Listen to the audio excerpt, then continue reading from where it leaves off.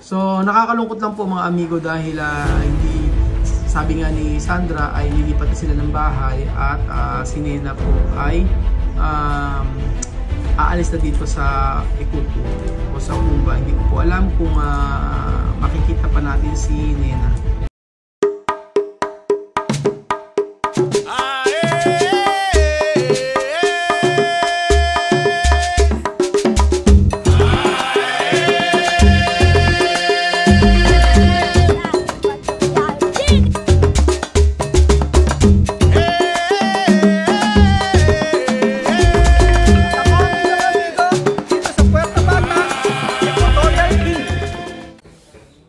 Magandang hapon po sa inyo mga amigo. Kumusta po kayo? Dito po si Kuya Raul at pag-uusap po kami ni Tia Mame about po sa plano ni Sandra. So, 2 days ago po ay nag-message sa akin si Sandra. Ang sabi niya sa akin ay, Kuya Raul, lilipat na ako ng bahay. Sabi niya ganun. Sabi ko, saan ka lilipat? Sabi ko, doon din? Ang Colombo? Ongkolombong. Sa Ongkolombong po, dito po ay isang barangay po dito na malapit sa sentro. So sabi ko sa kanya, bakit ka lilipat ng bahay? Ano ang reason? Tapos ang sabi niya, malayo daw sa school. Pero iniisip ko, malayo sa school? Halos ang school ni Sandra ay malapit lang din nasa sentro mismo. So, anong reason bakit lilipat? Yun ang nasa isip ko. Nagpapaalam siya sa akin kasi gusto niya po mga amigo na isama si Nena. So, lumipas ang ilang araw ay nag-message ulit si Sandra sa akin. Ang sabi niya sa akin ay, Kuya Raul, sa bukas ay lilipat na ako ng bahay at kakunin na namin yung mga gamit namin. Sabi ko, alam ba ng mama mo to? Ang sabi niya, alam daw. Sabi ko, alam ba ng mama mo, si Tia Mame, na si Nena ay kukunin mo? Sabi niya, alam daw. Pero, ang sabi sa akin ni Sandra ay iiwanan daw niya si Nena dito kay Tia Mame. So, ako'y nag-iisip ako at after nung kausap ko si Sandra ay matagal ko siyang kausap, tinawagan ko agad si Tia Mame. At ang sabi ko, Tia Mame, totoo ba na lilipat si Sandra sa may Colombong? Colombong, hindi ko mabigkas yung pangalan yung name ng lugar Basta malapit po dito sa may sentro yun. Ang sabi niya ay, alam naman doon ni Tia Mame lahat. Tapos, ito, kausap ko si Tia Mame kanina at ina-explain niya na ang bawat Ginyano kapag ang kombe ang lahi nila Tia Mame, kapag nag-asawa na ay dapat nakaseparate na. So, ang titirahan po ni Sandra ay bahay na kung saan ay may nakatirang mag-asawa. So, medyo nagtataka ako bakit gustong lumipat ni Sandra doon sa lugar na yun. So tanungin po natin si Tia Mame kung nag-usap pa sila ni Sandra o ano yung dapat nilang gawin. Buenas tardes, Tia Mame. Buenas tardes. ¿Qué tal? Bien. Bien. Antes de ayer, Sandra mandó mi mensaje. Ella ha dicho, ella quiere vivir donde otro sitio, ¿no? ¿Se llama qué? Colombong, ¿no? Yo preguntar, ¿cómo va Nena? Ella ha dicho, llevar con Nena allí, ¿no?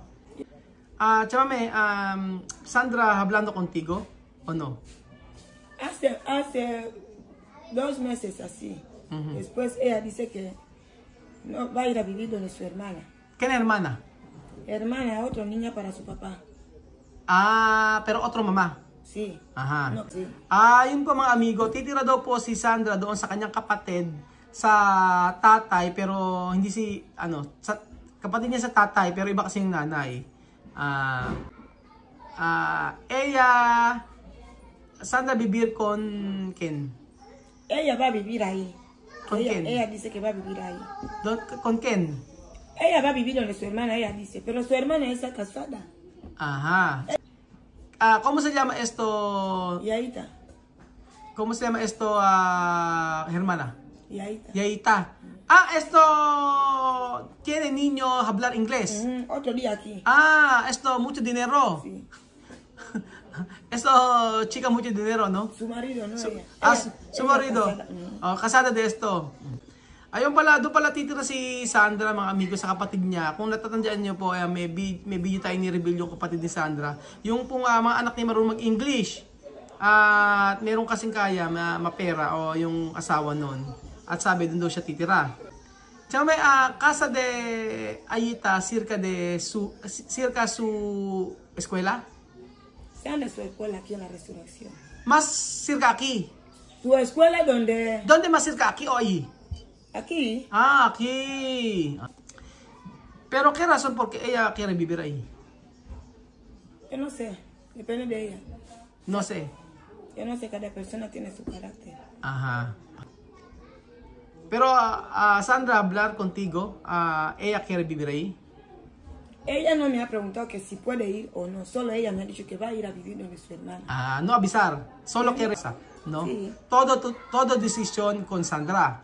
Decisión como ella, porque cuando ella salir aquí, Ajá. para vivir ahí, Ajá. porque ella marido. Ajá. Nosotros cuando tú ya tienes marido, tú no puedes vivir con tu papá, tu mamá en Ajá. casa. Ajá. Un año ella aquí con su marido. Ah, sí. Ella ahora yo he dicho, ella ha ido a vivir ahí con Valentín. Ajá. Ahora ha terminado con Valentín. Ajá. Yo he dicho, Sandra, vuelve a casa. Ajá. Porque tú, niña pequeña aún. Pequeña. Pacha mayor que Sandra. Ajá. Yo he dicho a Sandra que tú, niña pequeña. Ajá. Escuela, comida, Ajá. pagar casa. Tú Ajá. no trabajas. Ajá. Vuelve en casa. Ella dice que no puede volver. No quiere volver. No quiere quedar ahí. Ganun pala. Pinababalik pala ni Tia Mame sa bahay nila dito si Sandra. Pero ayaw ni Sandra kasi gusto niya na mamuhay siya ng sarili niya. Pero ngayon ay lilipat siya ng bahay doon po sa kapatid niya na mas malayo pa yung pinapasukan na school. At ang sabi naman sa akin ni Sandra ay mas malayo daw yung eskwelahan dito kapag dito nang galing.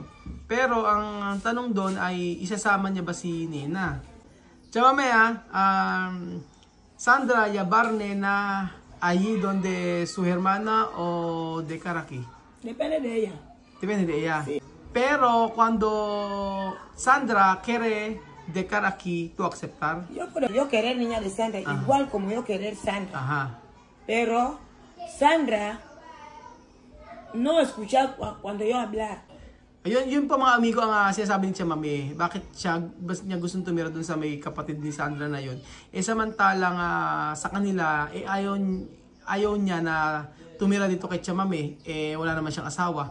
Ngayon, titira siya dun sa kapatid niya, may asawa yun. So, yun ang sinasabi ni Tia Mame. Ayaw naman makinig ni Sandra kay Tia Mame. Kaya, papaano daw ang gagawin, sabi ni Tia Mame. Ang concern ko lang kasi mga amigo ay kapag kinuha ni Sandra si Nena ay mapapabayaan doon. Yun po. Kasi sino mag-aalaga doon? Si Tia Mame may marunong mag-alaga ng bata. Solo yo pensaba cuando Nena dejar ahí con su hermana, ella no puede cuidar. No como tú. Así. Sandra no lo sabe. Ajá. Cuando Nena dejar aquí, tú aceptar para cuidar. Sí, mi niña. ¿Cómo no va a cuidar? Pero tú no sabes razón por qué ella quiere vivir ahí. Sí, yo no sé qué razón que ella quiere vivir ahí. Sí. Lejos. Después, lejos de escuela. Cuando ella llevar Nena, ¿quién persona cuidar Nena? Nada, ¿no? So, ayun po mga amigo. Ang tinanong ko po kasi si Sandra kung dadali niya si Nena. Ang sabi niya, oo daw, dadali niya si Nena at doon na sila titira. Alam niyo po mga amigo, dito nga po ay hindi niya na maalagaan si Nena, si Tia Mame nag-aalaga. At talagang napakasipag ni Tia Mame sa pag-aalaga niya kanyang mga apo. Tapos dadali niya pa ron. So ang concern namin ni Tia Mame ay, lalo si Tia Mame, ang concern ni Tia Mame ay paano nga alagaan yung apo niya na si Nena. Hindi naman lumaki si Nena o doon sa kapatid niya ni Sandra na yun. Yun po mga amigo, sabi ni Tia Mame ay hahayaan niya na kung ano ang desisyon ni Sandra. Kung ang desisyon ni Sandra ay iwanan si Nena dito, okay lang. Kung dadalhin niya si Nena ay okay lang din. So, sabi ni Chamame, kung masasaktan siya kung kukunin niya si Nena at dadalhin niya sa kapatid. Siyempre, hindi na makikita ni Chamame. And then, hindi po napansin ko kay Apoyo. Si Apoyo, kahit pumasyal, iwanan niya si Mamud dito. Kaya alam niyo po, yung pagbalik ni Chamame dito ay dahil lang, alam niyo po kanino, dahil kay Sophie, yung mga anak niya maliliit. Pero kung si Sophie daw po at yung mga anak niya ay nasa Pilipinas, hindi talaga sila babalik. Kaya nga po mga amigo, kapag umuwi kami, si Mamud ay sabi ni Chamame, baka ibigay niya doon sa tatay kasi mas maalagaan ng lola kaysa kay Apoyo o kay Lorena. So, nakakalungkot lang po mga amigo dahil hindi, sabi nga ni Sandra ay lilipat na sila ng bahay at si Nena po ay aalis na dito sa Ikuku o sa Okumba. Hindi ko po alam kung makikita pa natin si Nena.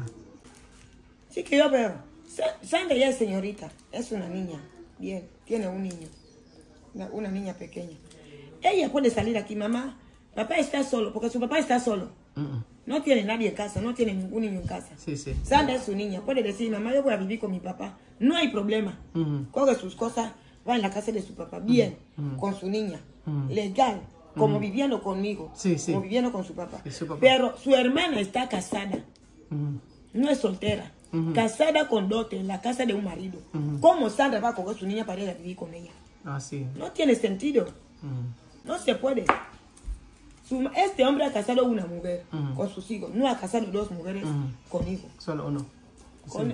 Ha casado una mujer, Sí, tiene sí. sus 4 niños, en su casa, su familia. Sandra, ¿por qué va a incomodar dentro? No tiene sentido. Si quiere vivir, que no quiere vivir aquí, o no quiere vivir conmigo, puede coger sus cosas, va a la casa de su papá. Más mejor. Más mejor. Sí. So, ayun po mga amigo, hindi po natin alam kung iiwanan ni Sandra si Nena rito o dadalhin. Pero ano man yung desisyon niya, ay sabi nga ni Chamame ay okay lang sa kanya. So, nakakatuwa din itong si Chamame dahil alam niya na syempre, siya ay lola at aalagaan niya talaga si Nena kahit wala pa si Sandra. Kasi nag-aalaga naman talaga si Chamame rito pagka pumapasok si Sandra sa school. Pero ayun, kapag lumipat na sila Sandra at hindi sinama niya si Nena, hindi na natin siya makikita. So, yun ang nakakalungkot. Yun na nakakalungkot. Paano gagawin, di ba? So, ayun po mga amigo, salamat po sa panood ng video na to at nawa magkausap kami ni Sandra at tanungin ko kung anong reason bakit siya lilipat doon sa kapatid niya.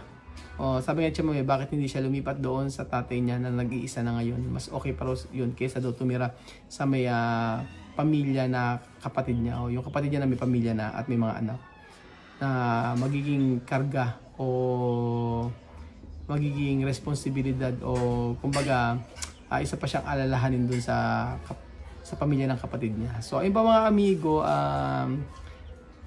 update ko po kayo kung ano po ang mangyayari sa mga susunod na kabanata po sa ay nako, sana talaga. Bahala na, alam ni Sandra ang gagawin niya. Alam din ni Chamame kung anong makakabuti para sa kanya mga anak. Salamat po mga amigo at God bless po. Mabuhay po ang lahat ng Pilipino.